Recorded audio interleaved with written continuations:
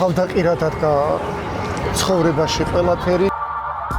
ვზივარ ტაქსიზე და ტაქსიში მიზის იესო.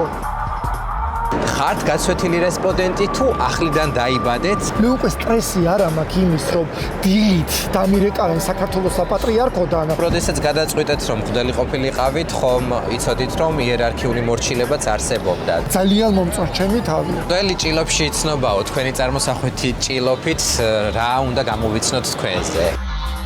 ხომი მენატრება, ლობიო მენატრება, ყველი მენატრება, ელარჯი მენატრება, ჭამა მენატრება. გემოთ მოყარე ხარ? ამდენ იმისთვის ვისწავლე და ვიწვალე, რომ ვიღაცის ჯიბეზე ვიყო ჩამოკიდებული. არ არსებობს თქვენ იყოთ ყველაფერში მართალი? რა თქმა უნდა, მე ახალი სიტყვა ვარ ქართულ ეკლესიაში.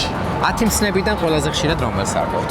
ეს 1-2 მომემატა გამომწერები. ბევრი ადამიანი არ გენდობათ როგორც მღვდელს. ჩვენ გამოვდივართ სუსის შენობიდან. ფანატი მრევლი თუ ყავთ? ჯერ საკმაოდ ახალგაზრდა ვარ იმისათვის, რომ ვიფიქრო გამოქვაბულზე, დაყუდებულებაზე. ბოლოს მტრებისთვის როდის ილოცეთ? ნულიდან არა, უსასრულობიდან იწყებ თავიდან ცხოვრებას. დუმარების ფიცს რის ფასად დადებით? ძალიან რთულია უყურო ამბროსი ხელაიას ხატს, კირიონ საძაგლიშვილის ხატს, იდგე ამბიონზე. რა ამ ქვეყნიურ სიამოვნებებზე აღარ ამბობ თუ არს, რაზეც ამბობდით მღვდლობის დროს?